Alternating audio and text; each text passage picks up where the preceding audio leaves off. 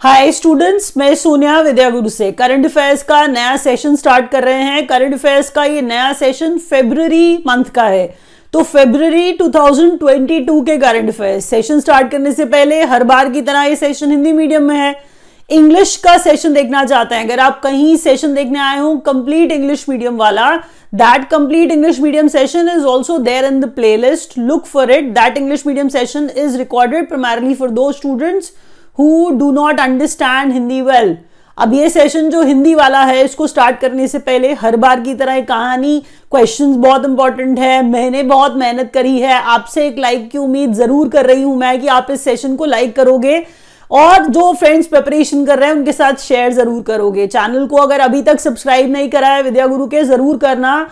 Bell icon press नहीं करोगे, notifications नहीं आएंगे, पता ही नहीं चलेगा कि कोई वीडियो नया डला है, तो आप रह जाओगे। एग्जाम में क्वेश्चंस आ जाएंगे और आपको पता ही नहीं चलेगा, इंपॉर्टेंट वीडियो डल के गुम हो जाएगा।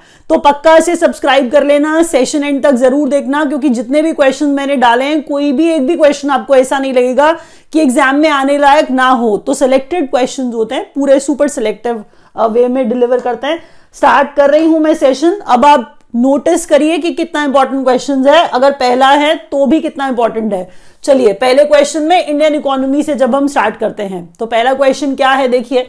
इंडिया का फॉरेक्स रिजर्व, अच्छा फॉरेक्स का, फॉरेन एक्सचेंज का क्राइसिस चल रहा था श्रीलंका में, आपको ये बात पता है। आप ये सोचिए ना, फॉरेक्स का क्राइसिस होना जो श्रीलंका में चल रहा था, अभी आप उसको दिमाग में रख के चलो कि फॉरेक्स ना होना कितनी बड़ी प्रॉब्लम है। इंडिया के साथ ऐसा होना बहुत मुश्किल है। कारण जरा आप खुद देख लो बोर्ड पर।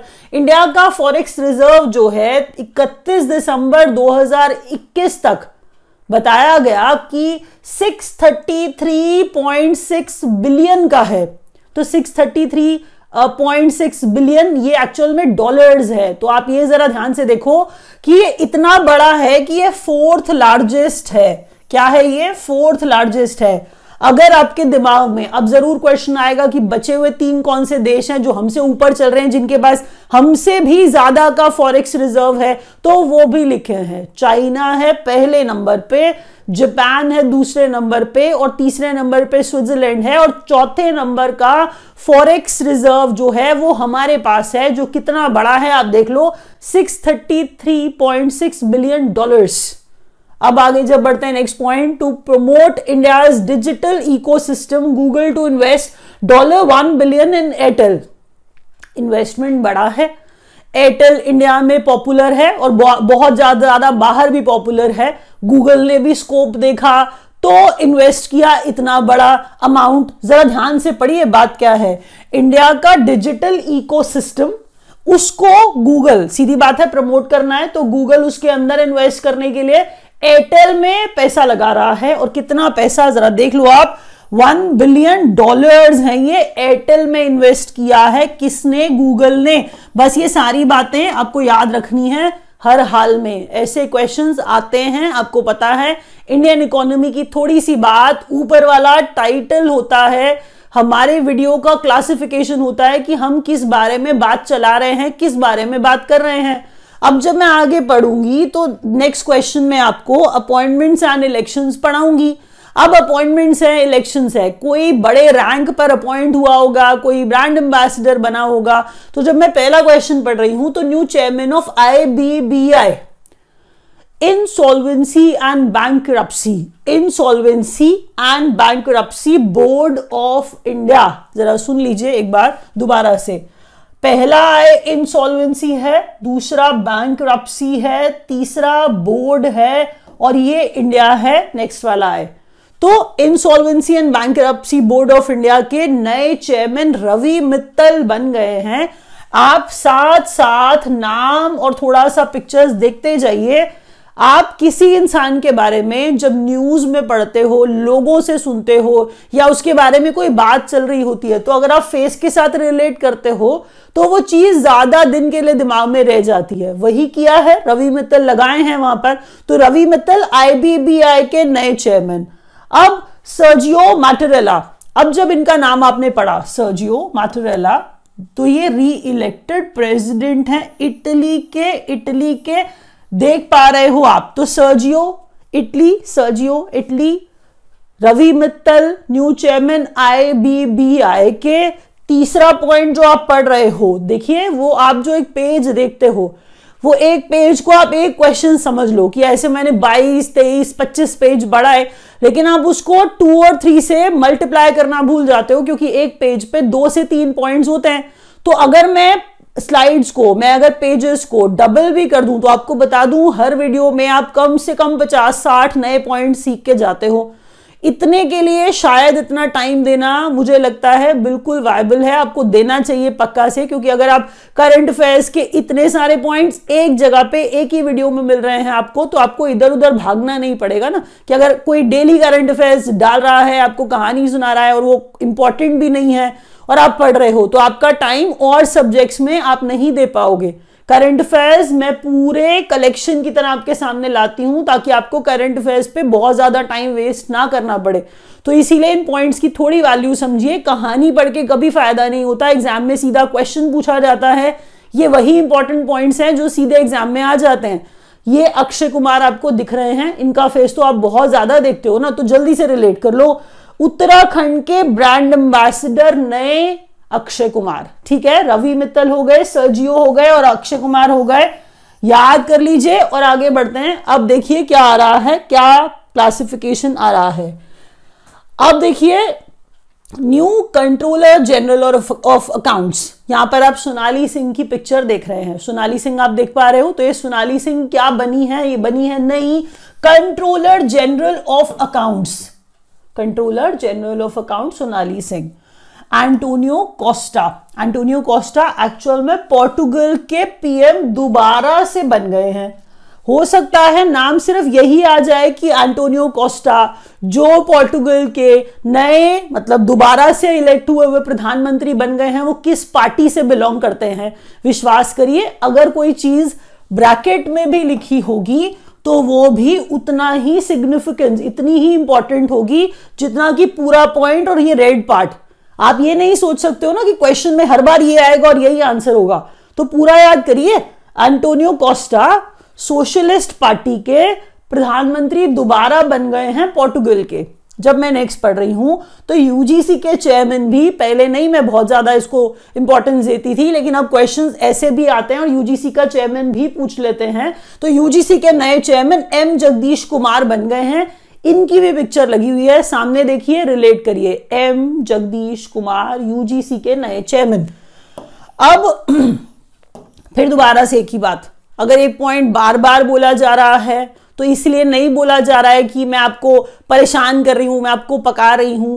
कारण है ना कि अगर आप बार बार सुनोगे तो वो शायद याद रह जाएगा। तो रेपिटेशन हमेशा ही पर्पसफुल है, मैं जानबूझ के रिपीट करती हूं। आपको ये पता है कि हर टीचर को रिपीट करना ही चाहिए, क्योंकि इससे आपको याद हो जाएगा वीडियो खत्म होने तक। Next point awards and prizes वाला है। अवार्ड्स एंड प्राइजेस के अंदर अगर आपको याद हो तो हमने परेड देखी, टैब्लो अवार्ड, झांकियां निकलती हैं, आप जानते हो। क्वेश्चंस बहुत सारे बनते हैं, देखिए बाद में भी चलते रहते हैं, पहले भी कुछ पढ़ाए होंगे। एक एक चीज ध्यान से सुनना, क्वेश्चन आने वाली पॉसिबिलिटी हमेशा होती है, तभी मैं ऐड करती हूं। 73rd नंबर का रिपब्लिक डे टैब्लो अवार्ड्स, ठीक है, 73rd नंबर का रिपब्लिक डे झांकियों वाले अवार्ड्स, ठीक है। अब झांकियां मिनिस्ट्रीज भी निकालेंगी, अब झांकियां स्टेट और यूटीज भी निकालती हैं, तो सबको मोटिवेटेड रखने के लिए अवार्ड्स दिए जाते हैं ना। तो कौन ऊपर रहा, किसने क्या लिया, तो बेस्ट स्टेट और यूटी के अंदर टैब्लो किसको, यूपी को, इन्हीं को ही देना था, यही डिजर्व करते थे, है ही इतने अच्छे। तो best state UT, tableau UP, ठीक है। टैब्लो झांकी होती है, पिक्चर इसीलिए लगाई है ताकि आपको अगर नहीं पता हो तो आपको ये समझ में आ जाएगा। तो प्लीज देखिए, याद रखिए, अगला क्वेश्चन पढ़िए।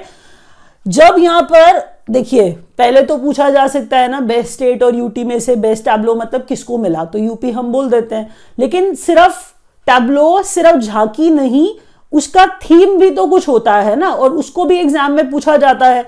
इसीलिए थीम डाला है 1 district 1 product and Kashi Vishwanath धाम।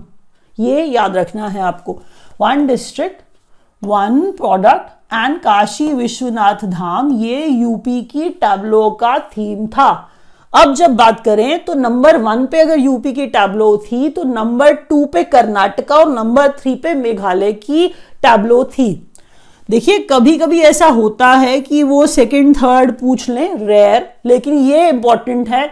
सीधा 1 पूछ लेना भी थोड़ा अटपटा है, थीम पूछ के भी गुजारा चलाते हैं वो लोग। तो क्वेश्चन किसी भी तरीके से आए तो हमें यूपी, कर्नाटका और मेघालय तीनों पता चल गया है। नीचे जब मैं बढ़ूं तो आपको ये बता दूं 12 टैब्लोज थी टोटल, ठीक है। टोटल स्टेट्स और यूनियन टेरिटरीज की तरफ से 12 टैब्लो शोकेस की गई थी जो परेड में हिस्सा ले रही थी। तो 12 भी जानिए, यूपी, कर्नाटका और मेघालय सीक्वेंस में जानिए अलोंग विद इट्स थीम। आगे बढ़ते हैं। देखिए जब हम अवार्ड्स एंड प्राइजेस में टैब्लो पढ़ रहे थे तो हमने टैब्लो पूरा तो किया नहीं ना, अभी तो हम सिर्फ यूपी पढ़ के बैठे थे। आगे जब हमने पढ़ा तो best state union territory tableau में पॉपुलर चॉइस अवार्ड भी होता है। तो पॉपुलर चॉइस अवार्ड महाराष्ट्र को दिया गया और जो महाराष्ट्र का थीम था, आप देखिए ऐसा सा टैब्लो, ये मैंने आपको यहां दिखाया है कि आपको ये पता चले कि कैसा टैब्लो बनाया था जिसको अवार्ड मिल गया। तो उनकी टैब्लो का, महाराष्ट्र वालों की टैब्लो का जो थीम था वो biodiversity, state bio symbols of Maharashtra था। अच्छा लग रहा है, देखने से पता चल रहा है कि डिजर्व करते थे या नहीं। तो पॉपुलर चॉइस कौन? Maharashtra. Biodiversity and state bio symbols of Maharashtra इसका थीम था। बेस्ट टैब्लो मिनिस्ट्रीज में, एक्चुअल में 2 मिनिस्ट्रीज को कलेक्टिवली दिया गया, एक साथ दिया गया है, ठीक है। तो पहली मिनिस्ट्री ऑफ एजुकेशन, दूसरी मिनिस्ट्री ऑफ सिविल एविएशन। दोबारा सुनिए, मैंने कहा बेस्ट टैब्लो मिनिस्ट्रीज में 2 मिनिस्ट्रीज को एक साथ दिया गया है तो जॉइंट अवार्ड्स मिलते हैं ना। तो ये मिनिस्ट्री ऑफ एजुकेशन और मिनिस्ट्री ऑफ सिविल एविएशन को दिया गया है। तो मिनिस्ट्री ऑफ एजुकेशन और मिनिस्ट्री ऑफ सिविल एविएशन के थीम्स भी तो होंगे ना। अगर इन्होंने टैब्लो बनाया, उसको अवार्ड दिखाया, मिल गया है, तो वो अवार्ड जो मिला है वो कोई थीम भी होगी। तो थीम थी national education policy. National education policy को शोकेस कर रही थी मिनिस्ट्री ऑफ एजुकेशन की टैब्लो, ठीक है।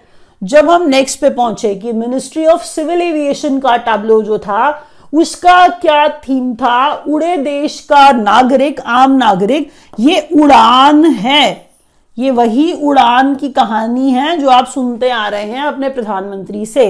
तो civil aviation, ministry of education and ministry of civil aviation की थीम भी याद रखिए, नेशनल एजुकेशन पॉलिसी और उड़े देश का आम नागरिक। याद रखना है पक्का से इनका थीम भी। मैंने यहाँ थीम वर्ड नहीं लिखा है, लेकिन जो ब्रैकेट में लिखा है वो इनका थीम ही है और ये ज्वाइंट रेसिपिएंट थे। आगे देखिए, best marching contingent among CAPF, CISF। देखिए थोड़ा सा तो आप पिक्चर देख के पता लगाते ही हो, आई एम श्योर। कई बार बात नहीं समझ में आती है कि मार्चिंग कंटिंजेंट कौन सी कहानी सुनाने लग गए। तो मार्चिंग कंटिंजेंट रिपब्लिक डे में परेड होती है, आर्म्ड फोर्सेस उसका हिस्सा बनती हैं, उसमें भाग लेती हैं, ठीक है। जब आर्म फोर्सेस अगर भाग ले रही हैं तो मैंने आपको कहा था उनको भी उत्साहित रखने के लिए, उनका भी उत्साह बढ़ाने के लिए तो अवार्ड्स दिए जाते हैं ना, so they have to perform well. यहां पर अगर आप देखोगे तो CISF, CAPF में बेस्ट मार्चिंग, मार्च ऐसे करते हैं, परेड करते हैं, देखिए। तो बेस्ट मार्चिंग कंटिंजेंट में अमंग CAPF में CISF को अवार्ड दिया, ठीक है। Best marching contingent among services में नेवी को अवार्ड दिया। CISF अवार्ड रेसिपिएंट है, नेवी को भी दिया। और साथ में best marching contingent popular choice जो रहा वो एयरफोर्स रहा। तो सबको खुश करने के लिए कुछ ना कुछ दे दिया गया है, देख रहे हैं आप। अच्छी बात है, अच्छी बात है। मार्चिंग के लिए, परेड के लिए भी क्या मिला? अवार्ड मिला। आगे बढ़ते हैं, जरा देखिए इसके बाद क्या इंपॉर्टेंट आ रहा है। अब इंपॉर्टेंट डेज हैं, ठीक है। इंपॉर्टेंट डेज में मैं आपको बता दूं, फेब्रुअरी हम पढ़ रहे हैं तो फेब्रुअरी की इंपॉर्टेंट बातें तो करेंगे ही करेंगे। वर्ल्ड कैंसर डे इंपॉर्टेंट माना जाता है, जो 4 फरवरी को मनाते हैं, ठीक है। वर्ल्ड कैंसर डे 4 फरवरी को मनाते हैं, इंपॉर्टेंट माना जाता है। थीम है closing the care gap, closing the care gap. ये थीम है किसका? वर्ल्ड कैंसर डे का। जब बात करें कोई डे बता रहे हो तो नेशनल और वर्ल्ड वाले वर्ड पे भी फोकस करा करिए, कई बार वो चीज भी आपको कंफ्यूज कर देती है। तो वर्ल्ड कैंसर डे है, 4 फेब है, क्लोजिंग द केयर गैप इसका थीम है। आगे बढ़ने पे हमें पता चला वर्ल्ड वेटलैंड्स डे 2 फरवरी को ऑब्जर्व किया जाता है। वर्ल्ड वेटलैंड्स डे 2 फरवरी को ऑब्जर्व किया जाता है। पिक्चर में भी फेब 2 लिखा हुआ है। थीम इसका इंपॉर्टेंट है। मैं आपको बता दूं कैंसर डे से ज्यादा वेटलैंड्स डे इंपॉर्टेंट है, सच बता रही हूं आपको, बहुत इंपॉर्टेंट है। तो वेटलैंड्स डे 2 फरवरी को इंपॉर्टेंट है, याद रखिएगा। ऑब्जर्व करते हैं wetlands action for people and nature.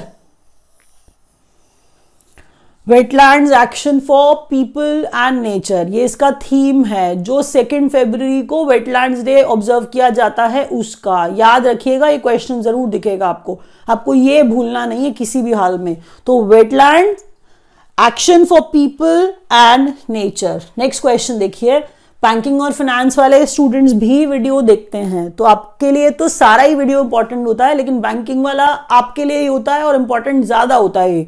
तो बैंकिंग और फाइनेंस में क्या आप खुद सोचो, एक क्वेश्चन आपको किसी भी लहजे से अनइम्पॉर्टेंट लग रहा है?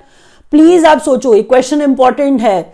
अब ये सोचो कि आरबीआई अगर फाइनेंशियल लिटरेसी वीक मनाता है, क्या ये क्वेश्चन नहीं पूछा जाएगा? पक्का पूछा जाएगा। तो अभी तक अगर आप वीडियो देख रहे हो तो आप पक्का लाइक कर दोगे, मुझे लग रहा है जो मैं समझा रही हूं आपको समझ में आ रहा है। आपने अगर अभी तक लाइक नहीं करा है तो प्लीज कर दो। अब एक क्वेश्चन आता है यहाँ पर स्टूडेंट्स का हर बार, कहते हैं मैम वीक तो है नहीं है, आप ये वीक बोलते जा रहे हो। प्लीज समझिए, वीक का मतलब 7 दिन की तरह ये नहीं मनाते हैं, कलेक्शन ऑफ डेज, कुछ डेज को जोड़ लेते हैं और उसको ये लिटरेसी वीक या कुछ भी ऐसा मनाने लगते हैं, रोड सेफ्टी वीक या कुछ भी ऐसा। तो फाइनेंशियल लिटरेसी वीक है 14 to 18 फरवरी मनाया गया है। जो डेटा दिया है मैंने आपके सामने प्रेजेंट कर दिया। थीम इसका गो डिजिटल गो सिक्योर। ठीक है, मैं फिर पढ़ती हूं, दोबारा सुनिए। फाइनेंशियल लिटरेसी वीक है 2022 वाला, क्योंकि हम फरवरी पढ़ रहे हैं ना, तो 14 से 18 फरवरी को इन्होंने फाइनेंशियल लिटरेसी वीक अनाउंस किया है और थीम इसका गो डिजिटल गो सिक्योर रखा। ठीक है, जब नीचे पहुंचे मॉनेटरी पॉलिसी रिव्यू है ये। अब RBI bimonthly policy review निकालता है, हम जानते हैं। तो बाय मंथली पॉलिसी जो रिव्यू है, मॉनेटरी पॉलिसी रिव्यू है, उसमें रेपो रेट 4%, 4% के बाद रिवर्स रेपो आएगा 3.35%, मार्जिनल स्टैंडिंग फैसिलिटी और बैंक रेट 4.25% है और पॉलिसी का स्टैंड अकोमोडेटिव रखा गया है। ठीक है, 4 हो, 3.35 हो, 4.25 हो या अकोमोडेटिव हो, सब याद रखना पड़ेगा। कुछ भी भूल नहीं सकते हो आप। एक भी चीज ऐसी नहीं है जो आपको पढ़नी नहीं है। होती तो मैं ये खुद बोल देती हूँ कि ये थोड़ा कम इंपॉर्टेंट लग रहा है, ऐसा सा लग रहा है, ये इंपॉर्टेंट है। प्लीज, टाइम मैंने भी लगाया है, क्वेश्चन इतने सारे मैं ढूंढ के लाई हूं, तो मैं इतना तो आप पे भरोसा कर सकती हूँ कि आप जो पढ़ रहे हो, जो सुन रहे हो, वो याद कर रहे हो। प्लीज याद करो। बैंकिंग और फाइनेंस में पीएनबी ने, पहले ना आप इसको देखो, आप दिल्ली मेट्रो से ट्रैवल करें तो पेटीएम लिखा आता था कार्ड के ऊपर, पेटीएम लिखा आता था मेट्रो के कार्ड के ऊपर जो स्मार्ट कार्ड देता था। एक्चुअल में क्या था, ये को ब्रांडिंग हो रही थी, पेटीएम की एड आ रही होती थी दिल्ली मेट्रो के कार्ड के ऊपर, को ब्रांडिंग ऐसा। ठीक है, जिसमें दिल्ली मेट्रो भी लिखा है, पेटीएम भी लिखा है, तो पेटीएम की एड सब तक पहुंच रही है। वही चीज दिमाग में रखिए और देखिए कि पीएनबी को ब्रांडेड, आप ये देखो ना, अगर पीएनबी ने कार्ड निकाला है, अब उसके ऊपर पतंजलि अपनी ऐड कर रहा है, को ब्रांडिंग हो रही है, तो पीएनबी को branded contactless credit cards launched with Patanjali. Question पूछा जा सकता है, प्लीज याद रखिएगा। तो वैसे भी पतंजलि आपको पता ही है कितना बड़ा फेमस ब्रांड हो चुका है अब तो। ICICI Lombard to offer cyber insurance with Airtel Payments Bank, ये भी क्वेश्चन इंपॉर्टेंट है, आप समझ रहे हो। ICICI Lombard ने कुछ अलग कर रहे हैं ना, देखिए ऑफर क्या कर रहे हैं, साइबर इंश्योरेंस ऑफर कर रहे हैं, लेकिन साइबर इंश्योरेंस अकेले नहीं कर रहे हैं, एयरटेल पेमेंट्स बैंक को मिला करके, साथ लगा करके ऑफर कर रहे हैं। नेक्स्ट क्वेश्चन पढ़ते हैं, देखिए क्या आ रहा है। अच्छा, अब बहुत सारे स्टूडेंट्स ऑस्ट्रेलियन ओपन के बारे में इंफॉर्मेशन निकाल चुके होंगे काफी पहले से ही, लेकिन आपको बता दूं क्वेश्चन तो एग्जाम में पक्का आएगा, तो मेरा डालना तो हर हाल में जरूरी था। अगर आप पहले से पढ़ चुके हो तो सुन लो दोबारा से, नाम इतनी जल्दी याद नहीं होते हैं। अगर नए तरीके से याद करने वाले हो तो मैं तो नए तरीके से ही पढ़ाऊंगी। तो पहला क्वेश्चन स्पोर्ट्स न्यूज में ऑस्ट्रेलियन ओपन है, जो आप देख पा रहे हो यहां पर। ये कौन है इनको भी देख लेते हैं। तो पहले टाइटल क्या है, मेन सिंगल्स है, सबसे इंपॉर्टेंट टाइटल ही वही होता है। फिर विमेन सिंगल्स आएगा, फिर डबल्स आने लगेंगे। अब डबल्स आएंगे तो मेंस डबल्स आएगा पहले, फिर विमेन्स डबल्स आएगा और फिर मिक्स डबल्स आएगा। तो 1 बाय 1 कौन विनर पढ़ते हैं। रफाल नडाल स्पेन से बिलोंग करते हैं। नागरिकता, नेशनैलिटी भी इंपॉर्टेंट होती है, तभी ब्रैकेट में लिखती हूं, प्लीज समझिए। रफाल नडाल स्पेन के हैं जिन्होंने हराया डेनियल मेडवेडेव को। डेनियल मेडवेडेव रशिया के हैं, याद रखिएगा। रनर अप का नाम इनमें ज्यादातर पूछ लिया जाता है जो सिंगल्स वाले होते हैं। तो एशली बार्टी इंपॉर्टेंट नाम है, बहुत आप सुनते आते हो, ऑस्ट्रेलिया की हैं। और मैं आपको बता दूं, डैनियल कॉलिंस यूएसए की को हरा करके जीती। एशली बार्टी उधर विनर है विमेन सिंगल्स में, और ऊपर मैंने क्या बताया, रफाल नडाल डेनियल मेडवेडेव को हरा करके और नीचे डेनियल कॉलिंस को हरा करके। तो ये दोनों सेम से लग रहे हैं ना, ये देख लो, स्पेलिंग्स छोड़ दो, तो एक मेल है एक फीमेल है, बट डेनियल करके आप याद कर लो कि एक डेनियल को मेल ने हराया और एक डेनियल को फीमेल ने हराया। आगे बढ़ते हैं, अगला क्वेश्चन देखिए। अब जब डबल्स की बात करने लगे तो मेंस डबल्स, तो पहले नाम पढ़िए, नाम है थानासी कोकिनाकिस, ठीक है। थानासी कोकिनाकिस नाम है, और साथ में निक किर्गियोस है। तो निक किर्गियोस है, ये एक्चुअल में मेंस डबल्स का टाइटल जीतने वाले हैं। विमेन्स डबल्स में बारबोरा क्रेजिकोवा और कैटरीना सिनेकोवा, आसपास इन्होंने कितना जीता होगा इनको खुद को भी याद नहीं रहेगा शायद। विमेन्स डबल्स दोनों का पैर ही इतना बढ़िया है। बारबोरा क्रेजिकोवा और कैटरीना सिनेकोवा, नाम आपने पहले मेरे से कितनी बार सुना है कैटरीना सिनेकोवा का। मिक्स डबल्स में देखिए इवान डोडिक है और क्रिस्टीना लाडेनोविक है। इवान डोडिक है और क्रिस्टीना लाडेनोविक है, ये मिक्स डबल्स में है। तो एक पुरुष है एक महिला है, एक पुरुष है इवान और क्रिस्टीना क्या है, महिला है, इसीलिए मिक्स्ड हो गया। तो मिक्स डबल्स में ये टाइटल जीतने वाले। नाम पुराने से ही लग रहे हैं, बहुत ज्यादा नया तो आप याद कर ही नहीं रहे हो ना नाम में, इसलिए मुश्किल इतनी होगी नहीं, आपने मेरे से ही नाम बहुत बार पहले ही सुन रखा होगा। अच्छा आगे बढ़ते हैं। अब जरा देखिए, world games athlete of the year award 2021, जब PR श्रीजेश की बात हम कर रहे हैं कि इन्हें ये अवार्ड मिला, तो क्वेश्चन आया एग्जाम में। यहां पर क्वेश्चन सोचने वाली बात कैसे, अगर वो ये पूछ लें कि world games athlete of the year 2021 वाले अवार्ड में वो आपसे पूछ रहे हैं पहला भारतीय पुरुष recipient, first male recipient of this award, तो आप आंसर PR श्रीजेश ही देने वाले हो। अगर आप ध्यान से देखो यहां पे मैंने फर्स्ट इंडियन लिखा है, आप कहोगे फर्स्ट इंडियन वहां लिखते और बोलते कुछ और हो। आप वर्ड ध्यान से सुनिए ना, मेल रेसिपिएंट जब बोला था तो PR श्रीजेश थे, यहां पर मैंने फर्स्ट इंडियन लिखा है। क्वेश्चन जनरली फर्स्ट इंडियन ही होता है, लेकिन थोड़ी सी लैंग्वेज घुमा के पूछने के लिए वो मेल और फीमेल जबरदस्ती ऐड कर देते हैं। तो मैंने कहा first Indian Rani Rampal, first female recipient Rani Rampal, लेकिन first male recipient PR Sreejesh, और सेकेंड इंडियन आपसे पूछा जाए इंडियन तो सेकेंड इंडियन PR श्रीजेश हैं। ये गोलकीपर है, ये आपको याद रखना पड़ेगा। पिक्चर आपको यहाँ पे दिख रही है, इसमें आपको खुद से ही समझ में आ जाएगा कि ये क्या करते हैं। तो world games athlete of the year award 2021 वाला अब PR श्रीजेश को जो गोलकीपर है मिला, ठीक है। नाम दोनों का याद रखिएगा पक्का से। अब यहां पर देखिए AFC women's Asian cup, AFC women's Asian cup India 2022। नीचे जब आपने इस पिक्चर को देखा तो आपको ये पता चल गया कि ये जो AFC एक्चुअल में फुटबॉल की बात हो रही होती है। तो वुमेन्स एशियन कप जो था इंडिया ने होस्ट किया, ठीक है, इंडिया ने अभी होस्ट किया हाल फिलहाल, 2022 की बात हो रही है ना। तो वुमेन्स एशियन कप जो है इंडिया ने होस्ट किया, इसमें इंडिया में होस्ट करके चाइना साउथ कोरिया को हरा के जीत गया। तो ये इंपॉर्टेंट बात थी, इंडिया नहीं है कहीं, वो मैं समझ गई हूं आप दुखी हैं। तो चाइना ने साउथ कोरिया को हराया, तो रनर अप का नाम भी मैंने आपको इनडायरेक्टली बताया, याद आपको दोनों करने हैं क्योंकि कई बार रनर अप आ जाता है। तो चाइना ने साउथ कोरिया को हराया है। अब जब आगे बढ़े तो AFC वुमेन्स एशियन कप की बात हो रही है, बहुत जगह पे हुआ था ना मतलब, लेकिन जो फाइनल है वो नवी मुंबई में हुआ था, बस ये याद करना था। कहां हराया चाइना ने women's AFC women's Asian cup जीतने के लिए? तो नवी मुंबई में, इसीलिए क्वेश्चन डाला है। तो अब पहले के मैचेस किसके बीच में हुए, कहां हुए, नहीं जानना है आपको, बस ये जानना है नवी मुंबई में फाइनल खेला गया इस फुटबॉल कप का, चाइना ने जिसको जीता साउथ कोरिया को हरा के, याद रखिए। आगे बढ़ते हैं। अब स्पोर्ट्स न्यूज ही कंटिन्यू कर रहे हैं, क्वेश्चन इंपॉर्टेंट है इसीलिए डाले हैं। यश ढल को आप देखते आए, पहले भी आपने पढ़ा, अवार्ड्स मिलते भी रहते हैं और अच्छा खेलते हैं, कैप्टन है। अब क्या खेल के क्या जीत के आए हैं जरा पढ़ते हैं। 14th नंबर का under 19 cricket world cup, 14th number का under 19 cricket world cup, host country थी वेस्ट इंडीज, होस्ट कंट्री थी वेस्ट इंडीज। अब यहां पर इंडिया जीत गया, इंडिया का 5वां टाइटल, इंडिया का 5वां टाइटल इंडिया जीत गया।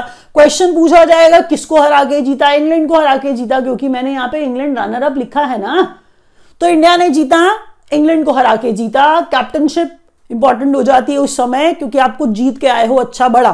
तो अंडर 19 क्रिकेट वर्ल्ड कप जो टीम थी इंडिया की, उसकी कैप्टनशिप कैप्टन कौन थे उसके? यश ढल। फिर बात टोटल टीम्स 16 खेल रही थी, तो 16 टीम्स हैं, किसी किसी तरीके से हरा करके इंडिया पहुंच गया ऊपर और इंडिया हरा के आया इंग्लैंड को। आगे बढ़ते हैं, नेक्स्ट क्वेश्चन देखिए। Most runs and player of the tournament, यहां पर ना थोड़ा सा ध्यान दीजिएगा कि टूर्नामेंट हमने पढ़ तो लिया अंडर 19 वाला। अभी अगर आपको ये समझ में ना आ रहा हो ना कौन सा टूर्नामेंट, यहाँ पे मैंने हेडिंग नहीं डाला, तो पीछे वाला ही बात को कंटिन्यू मैं कर रही हूँ, आप चिंता मत करो। ऊपर से इतने यंग लग रहे हैं, देखो ना आप अंडर 19 वाले ही होंगे ना, तो इसीलिए उससे भी रिलेट कर लोगे आप। तो most runs and player of the tournament, अजीब सा नाम, पढ़ने में आपको थोड़ा सा प्रॉब्लम शायद हो। तो डेविड ब्रेविस नाम है इनका, साउथ अफ्रीका के हैं, कुछ लोग इनको डिवाल्ड पढ़ते हैं, तो डेविड या ड्यूएल्ड जैसे मर्जी पढ़िए। डेविड ब्रेविस नाम याद करने से मतलब है हमें, साउथ अफ्रीका के हैं डेविड ब्रेविस। जब बात करें अगले पॉइंट में तो ड्यूनिथ वेलालाज है, ये श्रीलंका के हैं। मोस्ट विकेट्स का टाइटल डेनिथ को मोस्ट विकेट्स और डेविड को मैंने कहा most runs and player of the tournament. याद रखिए, अच्छे क्वेश्चंस हैं क्योंकि वर्ल्ड कप था, चाहे अंडर 19 वाला था, लेकिन इंपॉर्टेंट तो है तभी डाला है। अगला क्वेश्चन पढ़िए। तो अगले क्वेश्चन में ministry of health and family welfare launches IMI। पहले ये खूबसूरत सी पिक्चर देखिए, सुंदर सी, आपको ये रेनबो दिख रहा है, ये इंद्रधनुष है। अब ये इंद्रधनुष कौन सा इंद्रधनुष है? IMI में आए वाला इंद्रधनुष है। दोबारा बढ़ती हूँ, ministry of health and family welfare ने कुछ लॉन्च किया है, IMI लॉन्च किया है। IMI है इंटेंसिफाइड मिशन इंद्रधनुष 4.0 4th एडिशन अक्रॉस 416 डिस्ट्रिक्ट्स। तो 416 डिस्ट्रिक्ट्स में चौथे नंबर का IMI। और अभी आप ये तो कहना मत कि हमें तो पता ही नहीं चला कब 3 हो गए, तो वो आप अभी जानिए ना, क्योंकि करंट अफेयर्स में अभी क्या चल रहा है वो 4th नंबर का चल रहा है, तो पीछे वाले भूल जाओ।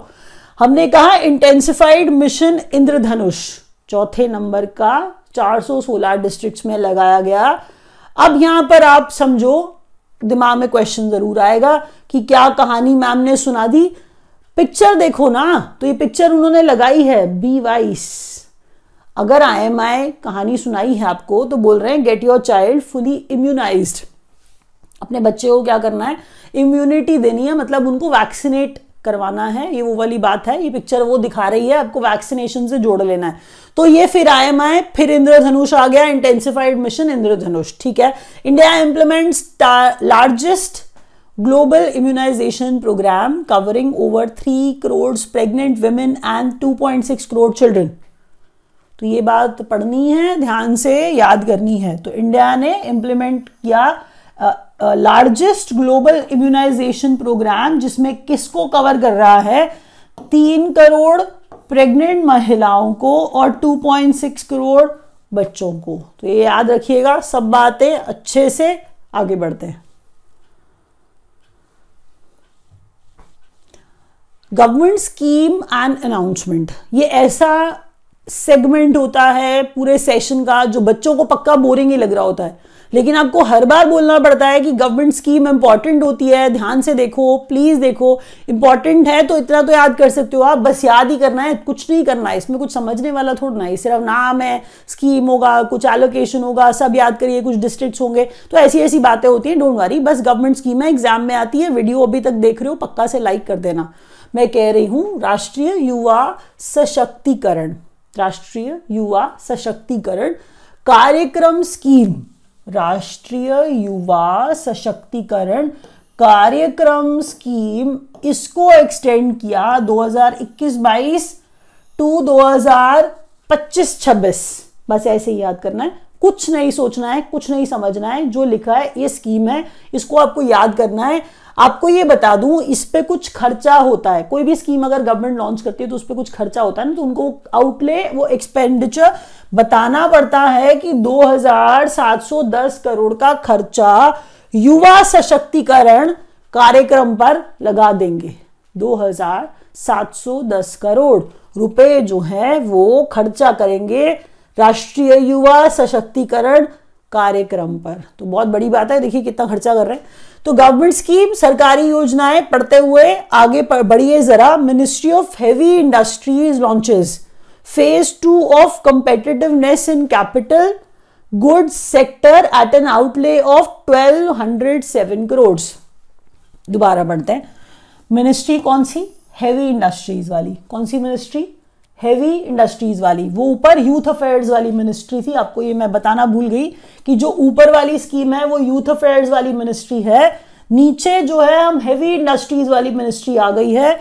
देखिए कभी ऐसा होता है कि कोई स्कीम का नाम दे दिया गया युवा सशक्तिकरण स्कीम, तो युवा है तो इसीलिए यूथ है ना, यूथ अफेयर्स वाली मिनिस्ट्री। कभी सिर्फ मिनिस्ट्री का नाम पूछ लिया जाता है, तो युवा को अब वो child women and child welfare से तो नहीं जोड़ेंगे, युवा को यूथ अफेयर से ही जोड़ेंगे, आप भी जोड़ लोगे। यहां पर हम बात कर रहे थे हेवी इंडस्ट्रीज वाली मिनिस्ट्री की, जो आपके दिमाग में थोड़ी सी कम आएगी खुद से, इसलिए पढ़ लोगे तो ज्यादा अच्छा रहेगा। कह रहे हैं कि इसका फेज 2, किसका phase 2? Competitiveness in capital goods sector, competitiveness in capital goods sector, capital goods sector में कंपेटिटिवनेस, इसका फेज 2 हेवी इंडस्ट्रीज मिनिस्ट्री ने लॉन्च किया, जिसका बजट, जिसका खर्चा 1207 करोड़ रुपए ये बता रही है। ठीक है, प्लीज याद रखिए, सब कुछ आता है जो अगर आप ध्यान से पढ़ो, अगर आप प्लानिंग के साथ पढ़ो तो एग्जाम क्लियर भी हो जाता है। तो प्लीज ध्यान से पढ़ो, सारे क्वेश्चंस अच्छे हैं, एग्जाम में आएंगे। बार बार बोलना इसलिए पड़ता है क्योंकि अगर बोलूंगी नहीं तो आप पढ़ोगे भी नहीं, मुझे नहीं लगता। मैंने बहुत टाइम लगाया, आपसे उम्मीद कर रही हूं आप अच्छे बच्चे की तरह सब याद कर रहे हो। Government plans to take electronics manufacturing and exports to $300 billion by 2026। एक मिनट, मैंने यहां पर छुपा छुपा सा एक मिनिस्ट्री का नाम लिख दिया, ठीक है, जिसको आप माइटी पढ़ लेंगे और खुश हो जाएंगे, बट वो मिनिस्ट्री है एक्चुअल में। क्या लिखा है जरा सुनिए। गवर्नमेंट प्लान किया इलेक्ट्रॉनिक्स मैन्युफैक्चरिंग एंड एक्सपोर्ट्स को, इलेक्ट्रॉनिक्स एंड मैन्युफैक्चरिंग एक्सपोर्ट्स को $300 बिलियन तक लेके जाने का, $300 बिलियन तक लेके जाने का, मैन्युफैक्चरिंग एंड एक्सपोर्ट्स को बाहर बेचेंगे 2026 तक। तो 2026 तक का टारगेट बना लिया है। अब देख लीजिए, अब ये जो मिनिस्ट्री है, अगर आप कहीं गलती से भी ना समझ पा रहे हो तो ये ministry of electronics, ministry of electronics and information technology है, इंफॉर्मेशन टेक्नोलॉजी है। ना समझ में आए तो ये पिक्चर में भी लिखा हुआ है ministry of electronics and information technology, जिसने ये सब कहा है। ठीक है, कुछ तो कही है, देख लीजिए, पढ़ लीजिए। तो home delivery of medicine begins under सेहत, आपके घर नहीं आएगी, ये बिल्कुल नहीं आएगी। इसका कारण बता दूं आपको, चलिए पहले पढ़ लेते हैं फिर कारण बताती हूं आपको, आप खुश ना होइए। होम डिलीवरी ऑफ मेडिसिन आप किसी प्राइवेट वेबसाइट से मंगवा लीजिएगा। तो home delivery of medicine begins under सेहत, फिर बोल रही हूं गवर्नमेंट स्कीम्स पढ़ा रही हूं। गवर्नमेंट स्कीम्स विश्वास करिए एग्जाम में ज्यादा पूछी जाती हैं, क्योंकि गवर्नमेंट की बातें गवर्नमेंट जो बता रही है वो आम जनता के लिए, हम जैसों के लिए जानना बहुत जरूरी होता है ना। तो जानिए पक्का से, एग्जाम यही तो टेस्ट कर रहा होता है कि आप अपने देश से संबंधित चीजों से कितने ज्यादा यूज टू हैं और उसको कितना ज्यादा जानते हैं। गवर्नमेंट की स्कीम सेहत है, सेहत का कुछ फुल फॉर्म है। ये सेहत हमारे को डिलीवरी मेडिसिन की नहीं कराएगा, क्योंकि ये सर्विसेज के लिए है, एस सर्विसेज के लिए है। तो सर्विसेज मतलब ये डिफेंस की बात हो रही है, डिफेंस वालों को दी जाएगी घर पे डिलीवरी दवाइयों की, एस सर्विसेज था। तो ये जो सेहत है ये ई हेल्थ। अच्छा देखिए वन बाय वन, सर्विसेज है ये सर्विसेज है ये, फिर हमने कहा ई हेल्थ, फिर हमने क्या कहा ई हेल्थ, फिर हमने कहा ये है असिस्टेंस और ये है टेली कंसल्टेशन। ठीक है, दोबारा पढ़ते हैं, सुनिए, services, e health, assistance and teleconsultation हो गया। मिनिस्ट्री ऑफ डिफेंस की ये स्कीम है। सेहत किसकी स्कीम है? मिनिस्ट्री ऑफ डिफेंस की। पहला क्वेश्चन, सेहत का फुल फॉर्म क्या है वो मैंने आपको पढ़ा दिया है। क्या फुल फॉर्म है पूछा जाता है और किस बारे में है, वो होम डिलीवरी ऑफ मेडिसिन है, वो आप समझ गए, याद कर लीजिएगा प्लीज, एग्जाम में आ जाएगा, भूलना मत। चलिए अब बात करते हैं नेक्स्ट क्वेश्चन की। नेक्स्ट क्वेश्चन क्या आ रहा है? नेक्स्ट क्वेश्चन आ रहा है आईसीसी क्रिकेट अवार्ड्स। कितना सारा हम क्रिकेट खेलते हैं तो अब कुछ ना कुछ इंटरनेशनल लेवल पे भी बातें आई जाती हैं। तो आईसीसी की बात कर रहे हैं, आईसीसी की बात कर रहे हैं। Men's T20 cricketer Mohammad Rizwan Pakistan के हैं। इतना क्रिकेट हम खेलते हैं, देखिए फिर भी अवार्ड मिल रहा है सबको, औरों को भी मिल रहा है। तो आईसीसी क्रिकेट अवार्ड 2021 वाले मेंस T20 क्रिकेटर, ऊपर मैं सब दिखा रही हूं आपको, कौन कैसा लगता है वो भी देख लीजिए। तो मेंस T20 क्रिकेटर, ये पहले T20 क्रिकेटर में मोहम्मद रिजवान जो पाकिस्तान के हैं। विमेंस T20 क्रिकेटर ये टैमी ब्यूमॉन्ट है, टैमी ब्यूमॉन्ट है, ये इंग्लैंड की है। ठीक है, ICC spirit of cricket award, ICC spirit of cricket award Daryl Mitchell को जो न्यूजीलैंड के हैं, डैरिल मिशेल को जो न्यूजीलैंड के हैं। तो नाम तीनों ही याद रखने हैं, कुछ कुछ अवार्ड बनाते रहते हैं, देते रहते हैं, तो आप याद करिए क्योंकि एग्जाम में आ जाते हैं। T20 मेंस और T20 विमेंस क्रिकेटर में इंग्लैंड वाली टैमी और रिजवान पाकिस्तान वाले। फिर उसके बाद डैरिल मिशेल हैं, न्यूजीलैंड के हैं। ICC spirit of cricket award इन्हें दिया गया। अच्छा, मेंस ओडीआई क्रिकेटर है बाबर आजम। अब ये वनडे इंटरनेशनल की बात हो रही है, इंटरनेशनल वर्ड पहले ही ओडीआई में आ जाता है, आप जानते हो। तो आईसीसी दे रहा है men's ODI cricketer Babar Azam Pakistan के। फोटो आप देख पा रहे हैं, काफी पॉपुलर हो रहे हैं, बहुत अच्छा खेलते हैं, प्लीज याद रखिए इनकी शक्ल तो पक्का से। विमेंस ओडीआई क्रिकेटर लिजेल ली, नाम देखिए और पिक्चर देखिए। लिजेल ली हम कह रहे हैं विमेंस ओडीआई क्रिकेटर। विमेंस महिलाओं के ओडीआई क्रिकेटर में जो मतलब अवार्ड जो मिला है विमेंस में, वो लिजेल ली को मिला है। ये साउथ अफ्रीका की हैं। मेंस टेस्ट क्रिकेटर, ओडीआई अलग है, टेस्ट क्रिकेटर अलग। और जो रूट कहां के हैं? इंग्लैंड के हैं। तो जो रूट को भी याद करिए, लिजेल ली को भी याद करिए, और बाबर आजम तो वैसे ही आपको याद होंगे। नेक्स्ट क्वेश्चन देखिए। अब Rachael Heyhoe Flint trophy for women's cricket, Smriti Mandhana. देखिए नाम ना बहुत इंपॉर्टेंट है। अब मैं रेचल हेहो बोल दूं, आपको बता दूं ये फ्लिंट ट्रॉफी है, क्रिकेटर्स को दी जाती है। विमेंस क्रिकेटर जो उन्होंने अनाउंस किया, इंपॉर्टेंट क्वेश्चन है। स्मृति मंदाना जो है उनको ये मिला अवार्ड।